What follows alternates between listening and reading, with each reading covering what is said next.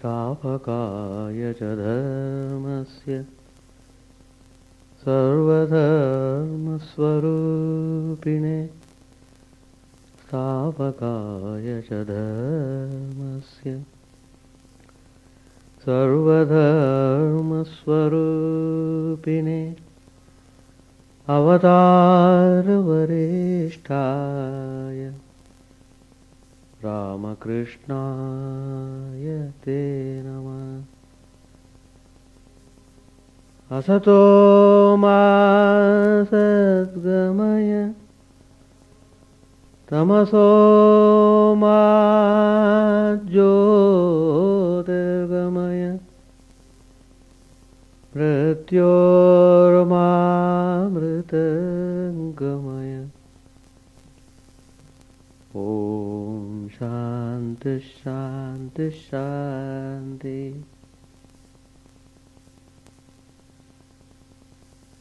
Let us bow down to Sri Ramakrishna, the embodiment of all religions, the Supreme God incarnate. Let us pray to Him to lead us from the unreal to the real, to lead us from the darkness of ignorance to the light of knowledge, to lead us from death to immortality.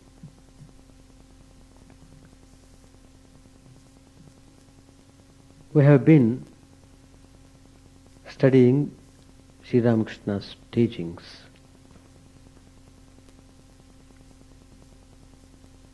He has given a number of spiritual instructions. We can take any one of them and follow it thoroughly. We achieve everything. All his instructions are practical ways of spirituality.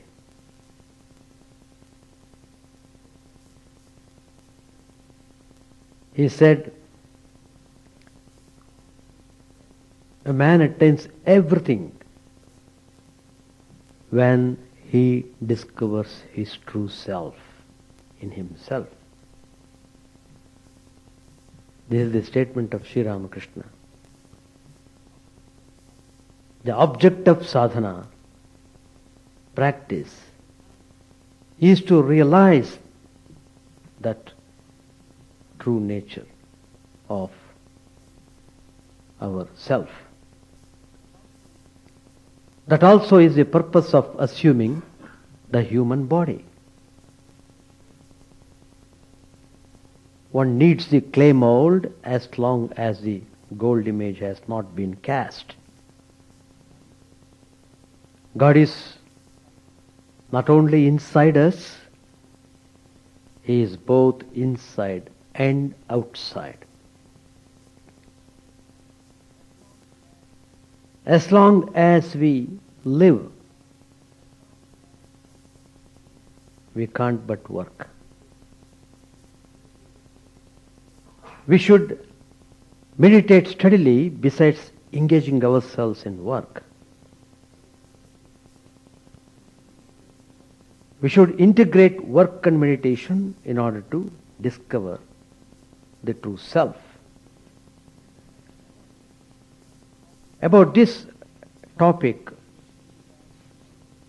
we have discussed in the last class the distinction between karma and karma yoga. Continuing the subject, I want to deal upon the effects of karma. It's very important to know these points so that we can practice both karma and meditation, and it will help us to reach the goal.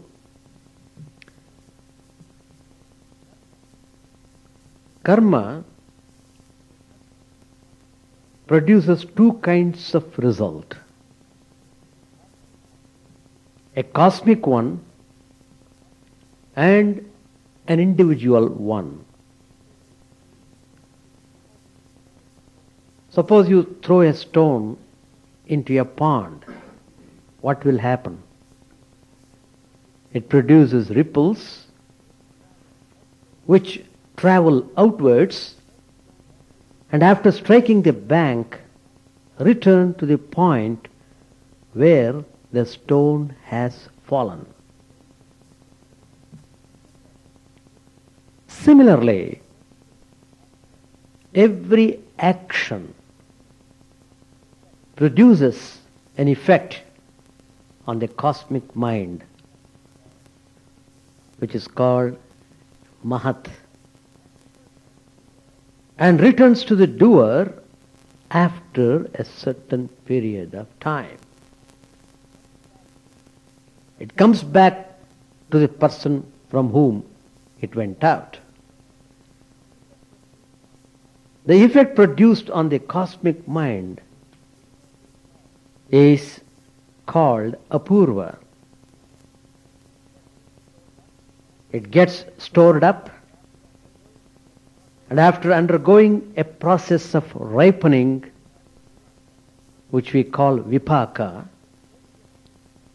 it changes into karma phal, the fruit of action.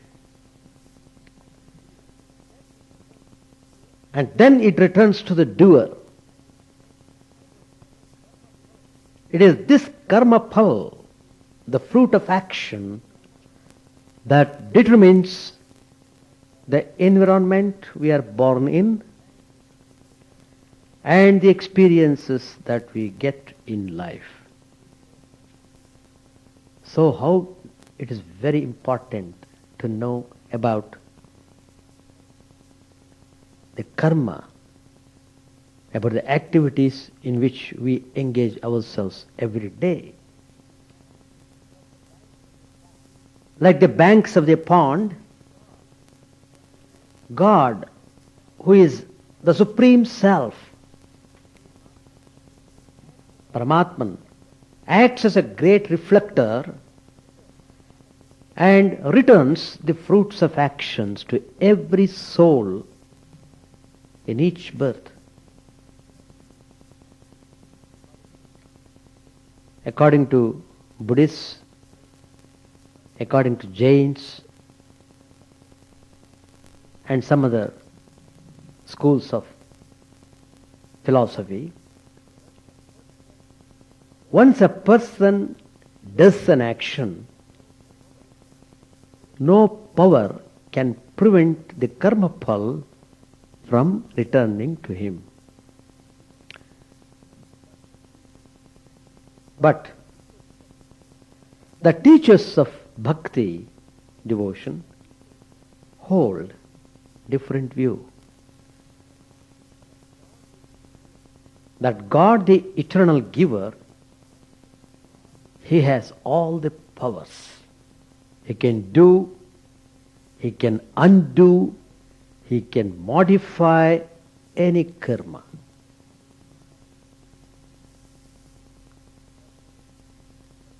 Kartum, akartum, anyatha kartum.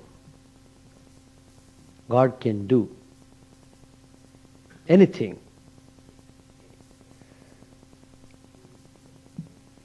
The view of Advaitin, the follower of non-dualism, is slightly different.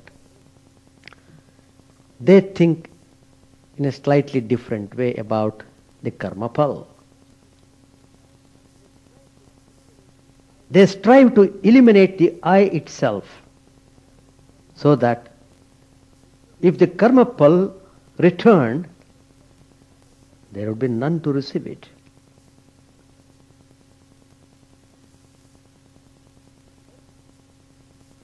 Karma means action, also produces an individual effect.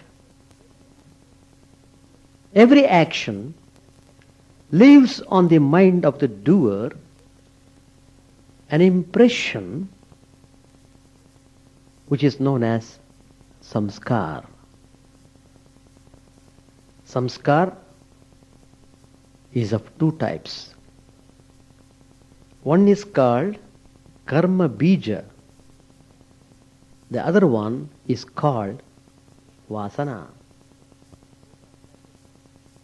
Both are classified under samskar. Let us take an example. If you smoke one cigar, you would feel like smoking one more. This motivation, this impulse, this tendency to repeat a former action comes from the karma bija left in the mind by that action. First you smoke a cigar, that has left the seed, karma bija. The experience resulting from an action at the same time leaves another type of impression in the mind known as vasana,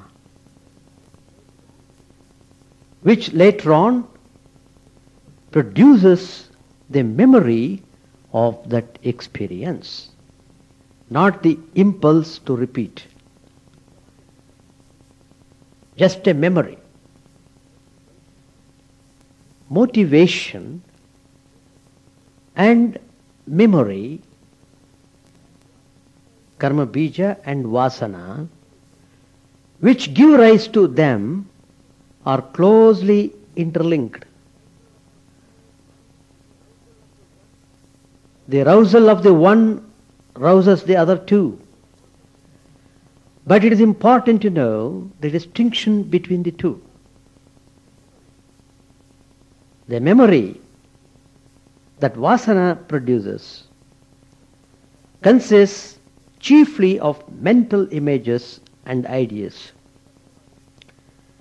and is a more or less conscious process. Whereas the impulse that karma bija produces is an unconscious drive. The memory of a cigar produces the impulse to smoke in a smoker, but produces no such impulse in a non-smoker. This shows that memory and motivation are different processes. We shall know some points about memory and motivation. Experience is the result not of vasana but of karma bija. Memory of cigar or even of smoking does not give one the experience, the joy of smoking. For that joy one has to act, one has to obey the impulse and smoke a real cigar. Then only you will have that joy. Secondly, purity of mind cannot be attained by merely suppressing or repressing impure memories or vasanas. Similarly, thinking that we are pure does not make us pure, though it is better than thinking that we are impure. Then what's to be done? We must do pure and virtuous actions. That's very important. Impurity lies not in the images and memories that rise in the mind, but in the impure impulses that are consciously or unconsciously connected with those images. Impure impulses are produced by impure actions and can be checked only by good impulses produced by good actions. So, how we act upon is very important. Meditation is chiefly concerned with memory. It deals mainly with images and ideas. The control of anger, the control of anxiety and other wrong impulses. Strictly speaking, they're all outside the sphere of meditation. They are to be dealt with at other times through virtuous actions and ways of living. Without a rich stock of good samskaras acquired through virtuous actions, it's impossible to deal with the wrong impulses that intrude themselves into meditation. This shows that karma yoga is an indispensable adjunct to meditative life.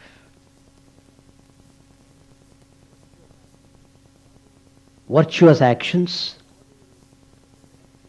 and ordinary meditation can only keep in check bad impulses, but they cannot destroy their roots.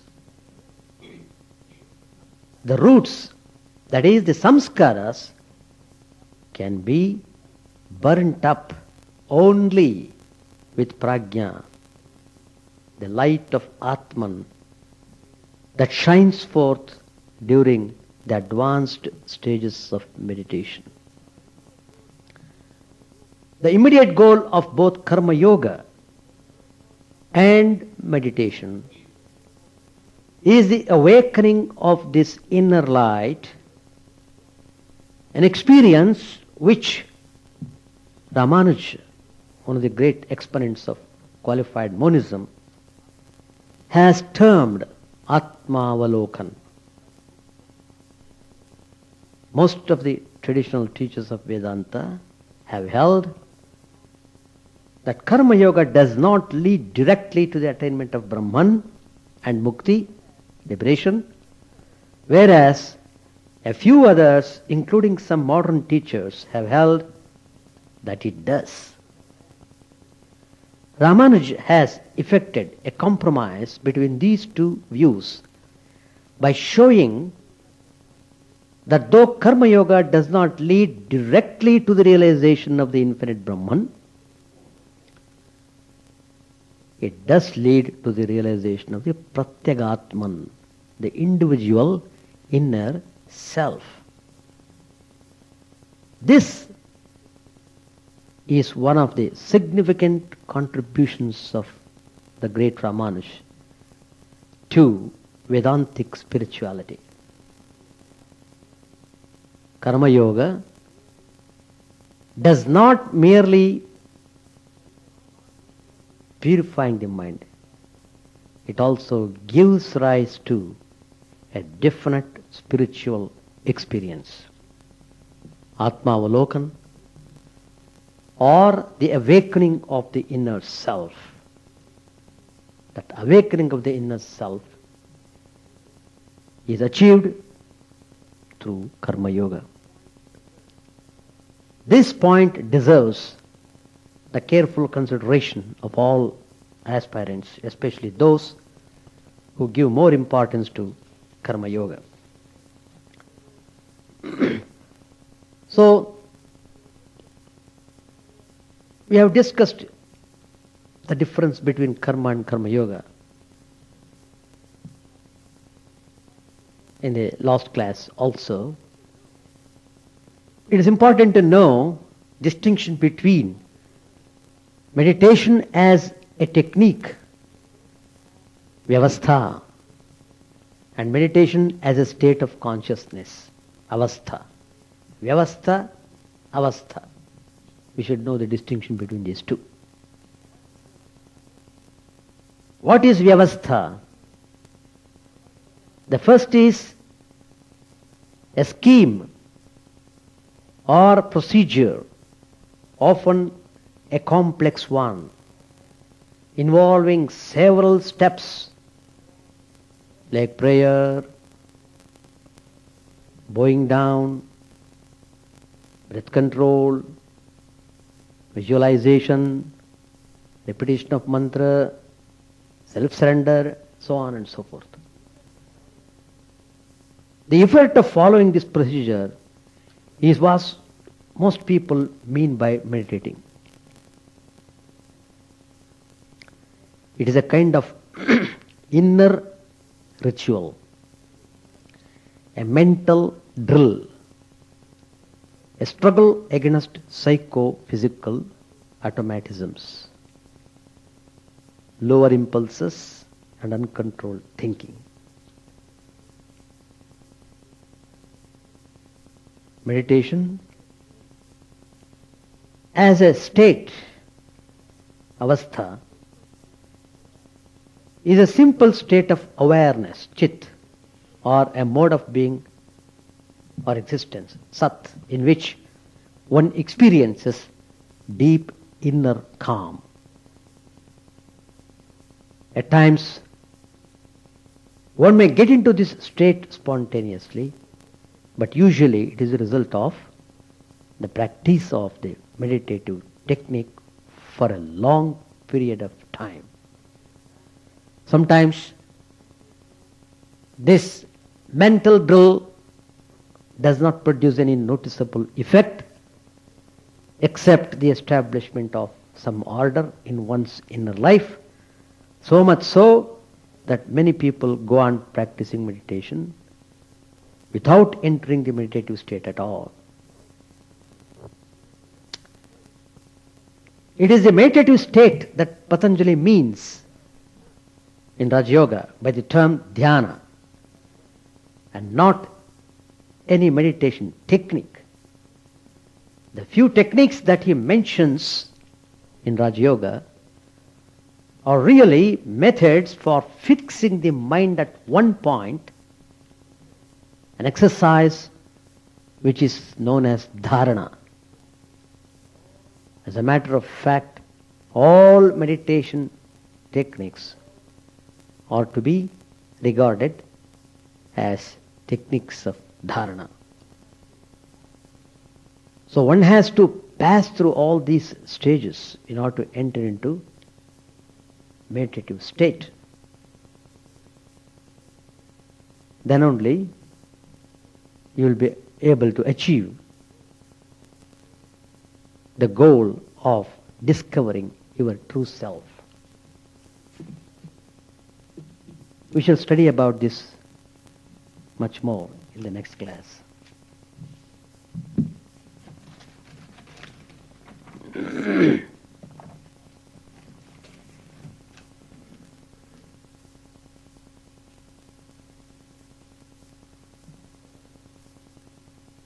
Master, referring to Narendra, he said,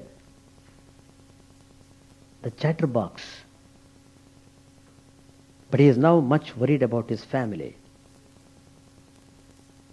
Master Maharaj said, yes sir, it is true. Master, once he said that he would look upon adversity as his good fortune. Isn't that so? Yam said, he has great strength of mind. A devotee said, does he lack strength in anything? Pointing to the sadhana from Konnagar, pointing to the sadhaka from Konnagar, a devotee said to the master, sir, he has come to visit you. He has some questions to ask. The sadhaka was seated erect, his chin up.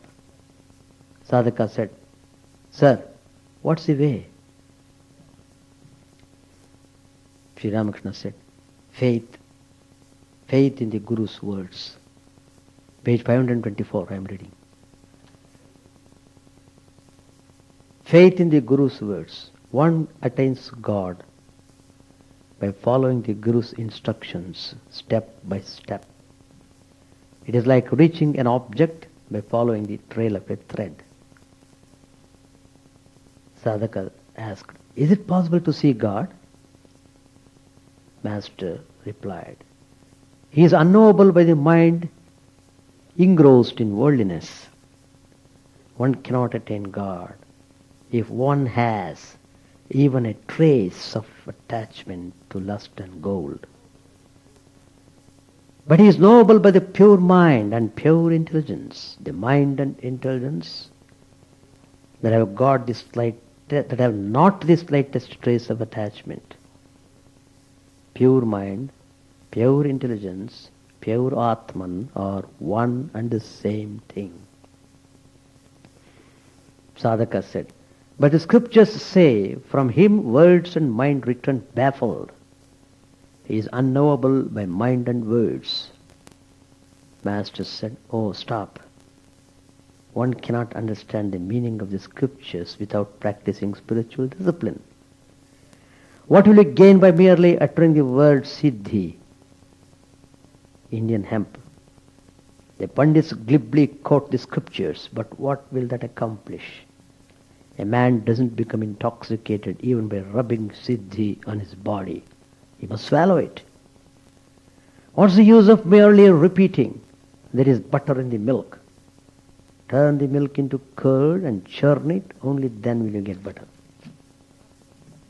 Sadhaka said, "You talk about churning butter, but you too are quoting the scriptures." Master said, "What will one gain by merely quoting or hearing the scriptures? One must assimilate them. The almanac makes a forecast of the rainfall for the year, but you won't get a drop by squeezing its pages." Sadhaka said, "You talk about churning butter. Have you done it yourself?" Master said, "You don't have to bother about what I have or haven't done. Besides, it's very difficult to explain these things to others. Suppose someone asks you, 'What does ghee taste like?' Your answer will be, 'Ghee tastes like ghee.' To understand these things, one needs to live with holy men, just as to understand the pulse of bile, a pilgrim, and so on, one needs to live with a physician." Sadhaka said, "There are some people who are irritated by others' company." Master said, "That happens only after the attainment of knowledge, after the realization of God. Shouldn't a beginner live in the company of holy men?" The sadhaka sat in silence a few moments. Then he said with some irritation, "Please tell me whether you have realized God either directly or intuitively. You may answer me if you are able, or you may keep silent if you wish." The master said with a smile, "What shall I say? One can only give a hint." Sadhaka, "Then tell us that much." Narendra was going to sing. He said, "No one has brought a pakwaj. Pakwaj is a musical drum." The younger Gopal said, "Mahimacharan has one." Master interrupting, "No, we don't want anything of his here." A devotee from Konnagar sang a song. Every now and then Sri Ramakrishna glanced at the sadhaka. The singer and Narendra became engaged in a furious discussion about musical technique. The sadhaka said to the singer, "What's the use of such discussions?" Referring to another man who had joined in the discussion, Sri Ramakrishna said to the sadhaka, "Why didn't you scold him too?" It could be seen that sadhaka was not on friendly terms with his companions from Konnagar. Narendra sang, "O Lord, must all my days pass by so utterly in vain? Down the path of hope I gaze with longing day and night." The sadhaka closed his eyes in meditation as he listened to the song. It was 4 o'clock in the afternoon. The rays of the setting sun fell on his body. Sri Ramakrishna quickly opened an umbrella and placed it near the door so that the sun might not disturb the sadhaka. Narendra sang again, "How shall I call on thee, O Lord, with such a stained and worldly mind? Can a straw remain unharmed, cast in a pit of flaming coals? Thou all goodness art the fire, and I all sin am but a straw. How shall I ever worship thee? The glory of thy name," they say, "redeems those even past redeeming. Yet when I chant thy sacred name, alas, my poor heart quakes with fright. I spend my life a slave to sin. How can I find refuge then, O Lord, within thy holy way? In thine abounding kindliness, rescue thou this sinful wretch. Drag me off by the hair of my head and give me shelter at thy feet." Again he sang, "Sweet is thy name, O refuge of the humble.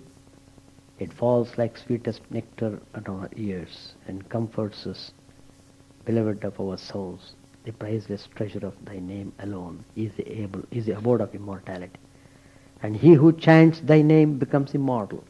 Falling upon our ears, thy holy name instantly slays the anguish of our hearts, thou soul of our souls, and fills our hearts with bliss." We shall stop here.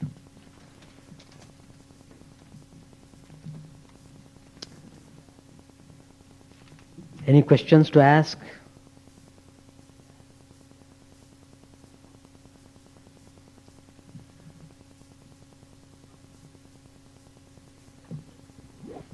One has to be very careful about his actions.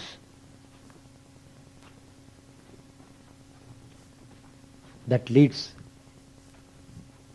him to the future course of life. That's why Vivekananda used to say very frequently that one has to be well established in character. The spirituality is built up on the basis of good character, good samskaras. That is what is meant by good. That is what is meant by character. Good samskaras, constantly doing good actions. They create good impulses. They engage yourself totally so that you are not pulled down by the bad samskaras. So your immediate task should be how to become strong yourself,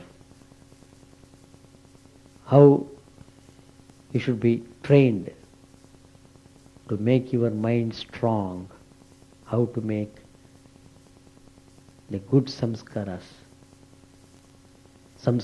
karma bija, they are responsible for your future life. So your future life lies in your actions. How you perform them, accordingly you get the birth. That's the general law. So engage in spiritual activities and develop the technique of integrating work and meditation. Thereby you'll be able to properly go onward in your spiritual path.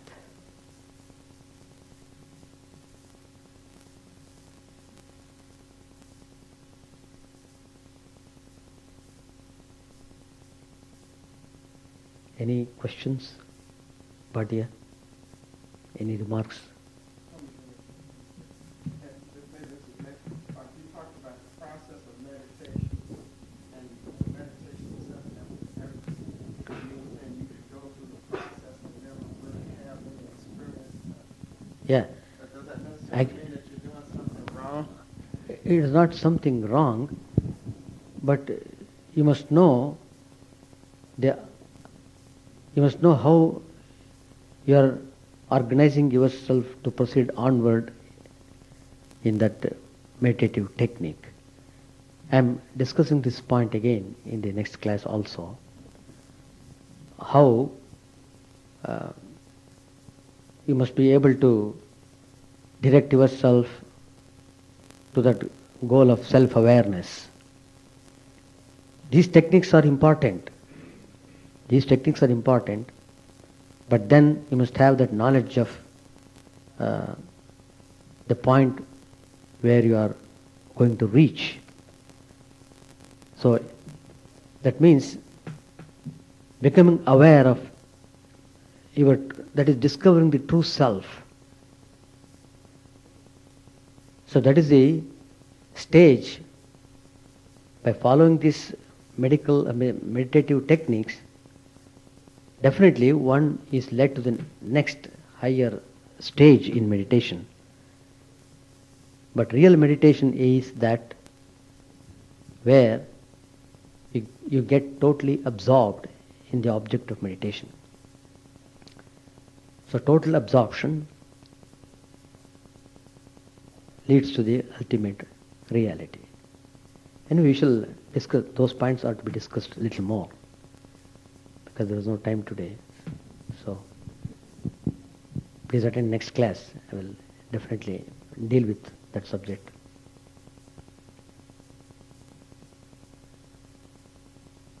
Yeah. Mr. Bhatia?